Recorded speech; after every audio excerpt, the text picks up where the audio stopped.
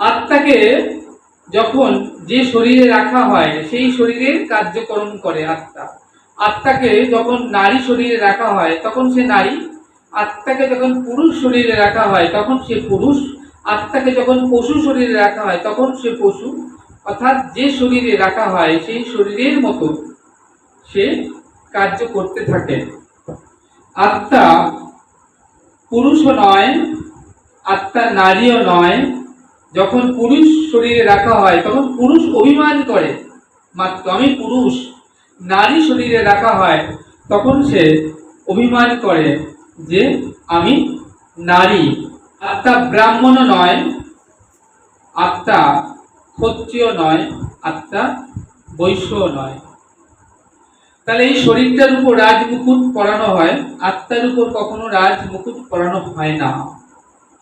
আত্মা গৃহস্থ, বানপ্রস্থ, সন্ন্যাস কিংবা ব্রহ্মচারীও নয়। আত্মা খেতে চায় না, আমাদের ইন্দ্রিয়গুলো খেতে চায়। তাই জন্য মহাপ্রভু আমাদেরকে বললেন যে আমাদের ইন্দ্রিয়গুলো দুর্বার, এই ইন্দ্রিয়গুলো দমন করবার প্রয়োজন আছে। বলছে মনে করো একটা সোনার কলসি, এই সোনার কলসিতে জল ভরা আছে। তাহলে আমরা কি বলছি? সোনার কলসির জল। এবার ওই সোনার কলসি থেকে জলটা ঢেলে দাও রূপোর কলসিতে, তাহলে এবার কি বলছি না রূপোর কলসিতে জল। এবার ওই কলসি থেকে জলটা নিয়ে লোহার কলসিতে দাও, তাহলে এবার কি বলছি না লোহার কলসির জল, তাই না? তাহলে প্রথমে বলেছিলাম সোনার কলসির জল, এবার রূপোর কলসির জল, এবার বলছি লোহার কলসির জল। তাহলে কলসি পরিবর্তন হলো কিন্তু জলের কোনো পরিবর্তন হলো না। তাহলে কলসিটা হচ্ছে দেহ, এই দেহটা পুরুষ দেহ ছিল থেকে নারী দেহতে রাখা হলো।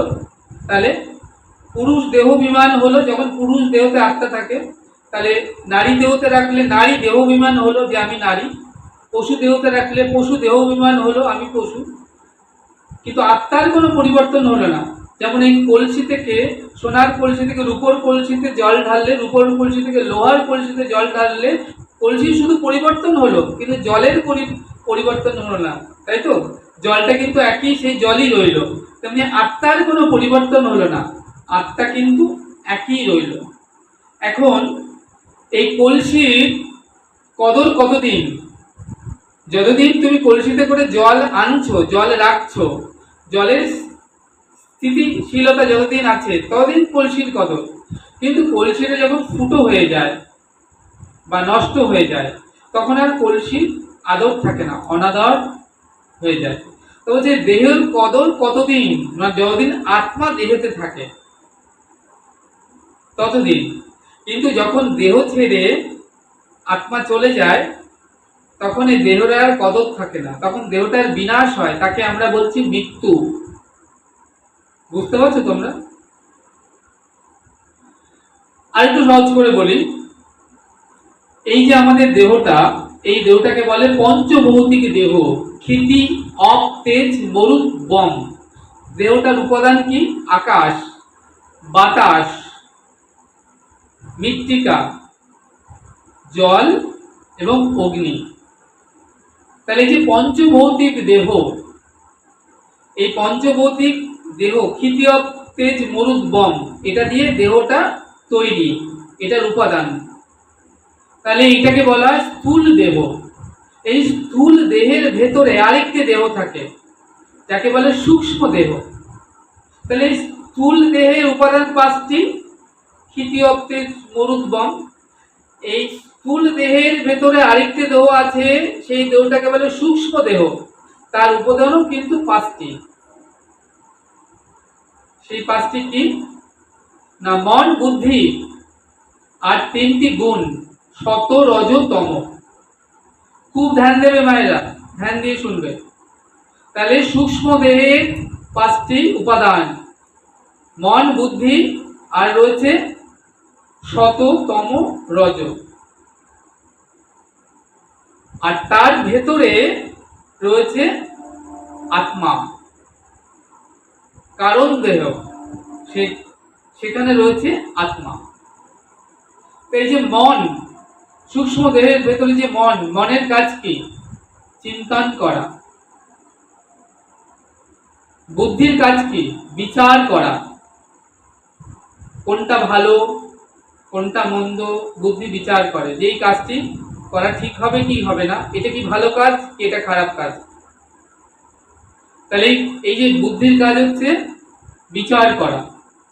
আর এই যে তিনটি গুণ, সত রজ তমগুণ, আমাদের মৃত্যুটা যদি ভালো না হয় তাহলে পরবর্তী জন্মটাও কিন্তু ভালো হবে না।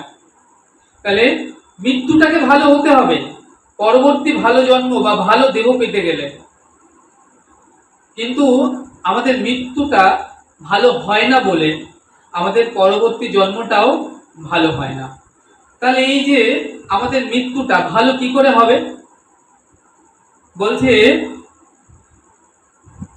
এই যে তিনটে গুণ সত রজ তম, এই তিনটে গুণ কিন্তু একসঙ্গে কার্য করে না। এই দেহ হচ্ছে কি? আধার, অর্থাৎ আশ্রয় তত্ত্ব, আর আত্মা হচ্ছে বিষয় তত্ত্ব। যেমন জলের গ্লাসটা আশ্রয় আর বিষয় হচ্ছে জল। গ্লাসটা আছে তাই জলটা আছে, গ্লাসটা না থাকলে তুমি জলটাকে ধারণ করে রাখতে পারবে না, জলটাও থাকবে না, তাই না? তাহলে দেহটা আছে, দেহের ভেতরে দেহি আছে অর্থাৎ আত্মা আছে। তাহলে দেহের ভেতরে আত্মা আছে, তাহলে এই যে দেহটা আত্মাকে ধারণ করে রেখেছে আর আত্মা দেহটাকে ধরে রেখেছে, অর্থাৎ একটা ডালে দুটো পাখি বসে আছে। এখন যদি একটা পাখি উড়ে যায় তাহলে অপর পাখিটা থাকে না সেই ডালে, সেটা উড়ে যায়, দেহটার বিনাশ হয়, দেহটার মৃত্যু হয়, আমরা তাকে বলছি মৃত্যু। খুব ধ্যান দেবে তাহলে বুঝতে পারবে মৃত্যু কি। আত্মতত্ত্ব জ্ঞান আমরা আস্বাদন করছি এখানে। তাহলে বলছেন যে এই যে আমাদের যে তিনটে গুণ যখন দেহ থেকে আত্মা চলে যায় তখন কি হয় না, দেহটার বিনাশ হয়, যাকে আমরা মৃত্যু বলি। তাহলে এই যে দেহটার যে বিনাশ হলো সেই সময় ওই যে তিনটে গুণ সত্য রজ তমগুণ, তাহলে এরা তিনটে গুণ তখন যে গুণ জাগ্রত থাকে, তখন যদি শতগুণ জাগ্রত থাকে তাহলে রজ আর তমগুণ গৌণ থাকে, অর্থাৎ তারা ঘুমিয়ে থাকে। বলছে কখনো যদি রজগুণ জাগ্রত থাকে তখন শত আর তমগুণ তারা গৌণ থাকে, অর্থাৎ ঘুমিয়ে থাকে। আর কখনো যদি তমগুণ জাগ্রত থাকে তখন শত আর রজগুণ তারা গৌণ অর্থাৎ ঘুমিয়ে থাকে।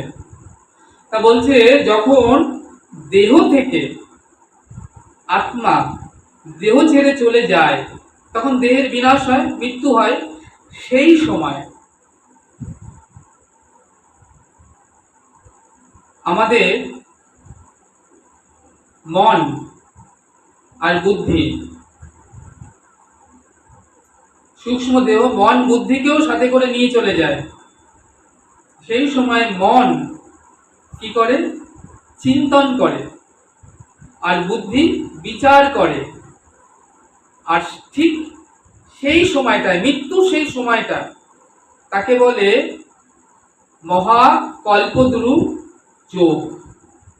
এই যে মহাকল্পদ্রু যোগ মানে মহাকল্পদ্রু মহাযোগ, এই মহাকল্পদ্রু মহাযোগে যদি শত গুণ জাগ্রত থাকে আর রজ আর তম ঘুমিয়ে থাকে, মন চিন্তন করে, বুদ্ধি বিচার করে,